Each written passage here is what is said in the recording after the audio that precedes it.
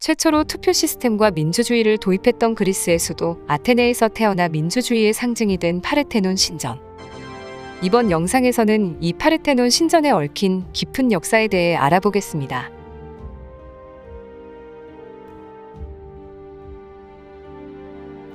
파르테논 신전에 대해 알아보려면 먼저 신전이 지어진 도시 아테네에 대해서 알아보아야 합니다. 그리스 신화에 따르면 이곳은 아테네라는 이름이 지어지기도 전 아티카라는 이름의 도시 국가로서 반인반뱀의 인물인 케크롭스의 통치 아래 있었다고 합니다. 이 케크롭스는 백성들에게 독서, 시, 문학 등을 가르치며 또한 도시 국가 내의 가장 높은 언덕에 케크로피아라는 이름의 수도를 지으며 아티카를 매력적인 도시 국가로 가꾸어 나갔죠. 그런 와중 각각 후원을 할 도시를 찾고 있었던 올림푸스의 신들에게 아티카의 백성들은 저희에게도 수호신이 필요합니다라는 요청을 했습니다. 그러자 이 소식을 들은 바다의 신 포세이돈은 아티카를 탐냈고 지혜와 전쟁의 여신 아테나 역시 이 아티카를 원했다고 하죠. 케크롭스는 백성들의 뜻에 따라 수호신을 택하기를 원했습니다. 민주주의의 기원지에 알맞게 건국 신화 역시 백성의 뜻에 따른 신화였던 것입니다. 두 신들은 아티카를 갖기 위하여 내기를 하기로 합니다. 내기의 내용은 각각 백성들에게 줄 선물을 가져와 백성들이 가장 마음에 들어하는 선물을 가져온 자가 아티카를 갖기로 한 것이었습니다. 먼저 포세이돈은 삼지창으로 아티카에 있던 한 돌을 쳐서 아티카의 가뭄이 절대 오지 못하게 무한의 계곡이 흐르게 했습니다. 백성들은 이 모습에 감탄을 하며 기대에 가득 찬 상태에서 이 물을 맛봤습니다. 그러나 짠 바닷물과 같았던 이 물을 백성들은 바로 뱉어내게 됩니다. 바위에서 물이 뿜어져 나오게 한 포세이돈의 능력은 인상적이었지만 결국 백성들이 진정으로 원하는 것은 생각해내지 못했던 선물이었습니다. 그런 후 아테나는 백성들에게 한 씨앗을 선물하게 됩니다. 아테나가 이 씨앗을 아티카의 땅에 심자 이 씨앗은 금세 아티카 백성들의 주식이 될 올리브 나무로 자라나게 되었습니다. 아테나의 선물은 먹을 수도 있고 기름으로도 사용할 수 있어 여러모로 쓸모있는 것이기에 백성들의 마음을 샀습니다. 당연하게도 이 승부에서는 아테나가 승리하게 되어 아티카와 케크로피아는 그녀가 차지하게 되었죠. 아티카는 수호신 아테나의 이름에서 유래된 아테네로 도시 국가의 이름을 바꾸었고 케크로피아는 신들과 가장 근접한 신성한 지역을 뜻하는 아크로폴리스로 이름을 바꾸게 됩니다. 아테네의 아크로폴리스는 아테네의 가장 중요한 신전들을 품게 됩니다. 여담으로 아크로폴리스의 에레크테이온이라는 신전 옆에 올리브 나무가 하나 있는데 이 올리브 나무가 바로 아테네가 심은 올리브 나무라는 설이 있습니다. 이후 아테네는 문학, 예술, 수학 등 다양한 분야에서 고대 문명의 황금기를 맞이합니다.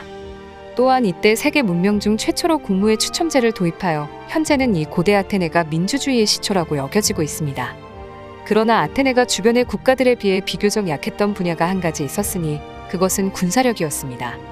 광활한 영토와 막강한 군사력을 가진 페르시아의 다리우스 대왕은 기원전 490년 아테네에 1차 원정군을 보내게 됩니다. 이에 맞서 아테네는 스파르타 등의 다른 그리스 도시국가들에게 지원군을 요청하며 페르시아에 맞섰습니다. 아테네를 중심으로 하는 그리스 도시국가의 문명과 페르시아 문명 간의 1차 충돌은 결국 마라톤 평원의 전투에서 승리한 아테네의 승리로 끝났죠.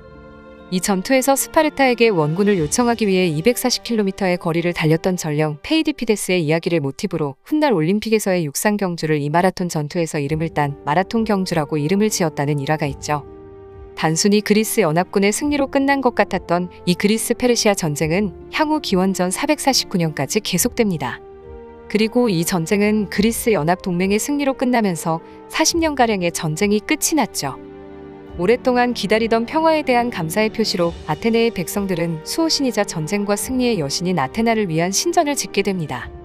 이 신전이 바로 훗날 유엔 기구인 유네스코의 엠블럼이자 민주주의의 상징이 될 파르테논 신전입니다. 그러나 찬란한 역사의 소유주인 이 파르테논 신전은 앞으로 고난을 겪게 됩니다.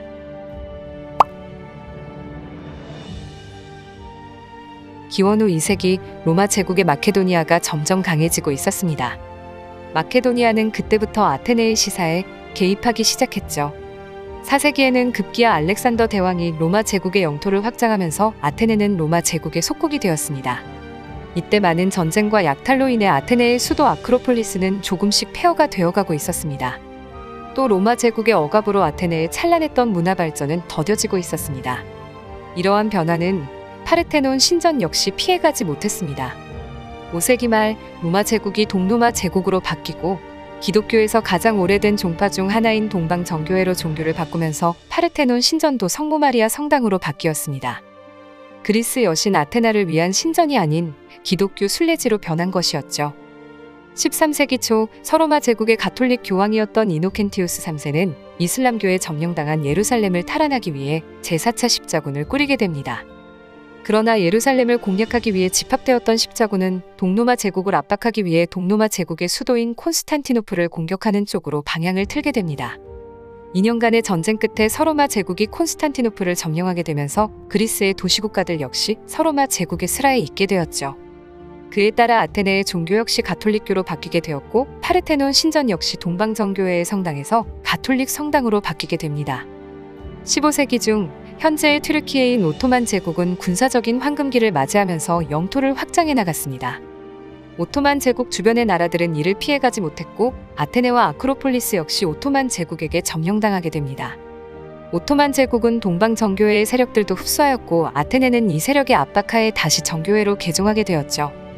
파르테논 신전은 그렇게 다시 정교회의 성당으로 쓰이게 되다 아테네가 독립을 하기 위한 반란을 꾸민 것을 알게 된 오토만 제국은 아테네를 오토만 제국의 종교였던 이슬람교로 재개종시켰습니다. 이때 파르테논 신전은 이슬람교의 모스크로 개조되었고 내부에 있던 기독교 제단, 유물들, 그리고 기독교 그림들은 모두 제거되었습니다. 17세기 말 오토만 제국은 당시 베네치아와 긴 전쟁을 하고 있었습니다. 그때 베네치아가 아크로폴리스를 점령하고자 아크로폴리스에 박격포탄을 다수 발포하는데 파르테논 신전 역시 이 박격포탄에 의해 상당 부분이 파괴되었습니다. 베네치아군은 대규모의 오토만 군사들을 피하기 위해 후퇴했으나 파르테논 신전의 파괴 규모는 상당히 컸고 예전의 모습은 거의 보이지 않게 되었습니다. 19세기 초 그리스는 경제적으로 발전하고 프랑스 혁명의 성공의 영향으로 독립의식이 높아지게 됩니다. 그리스에는 반란군이 생기게 되고 오토만 제국과 전쟁을 치르게 됩니다. 1832년에 그리스가 독립을 얻게 되면서 아테네는 그리스의 수도가 됩니다. 찬란했던 옛 그리스의 영광이 돌아오면서 1896년에 그리스는 최초의 올림픽도 개최하죠. 이때 그리스 정부는 아테네에 있는 이슬람 자네들을 제거하고 아크로폴리스를 역사적인 유적으로 등록하게 됩니다. 19세기 후반부로 접어들면서 파르테논 신전은 서양의 여행가들에게 유명한 관광지가 되었습니다. 벽의 상당 부분이 파괴되었음에도 불구하고 이 신전의 아름다움은 많은 관광객들의 사랑을 받게 됩니다. 현재의 그리스 정부는 고대의 아크로폴리스의 많은 유물과 기록들을 참고로 파르테논 신전의 복원 과정에 있습니다. 현 그리스 정부의 목표는 고대 파르테논 신전을 완벽하게 재건축하는 것입니다. 지구촌의 많은 관광객들의 염원을 담아 파르테논 신전의 옛 아름다움이 복원이 되길 바랍니다. 구독과 좋아요 부탁드립니다. 감사합니다.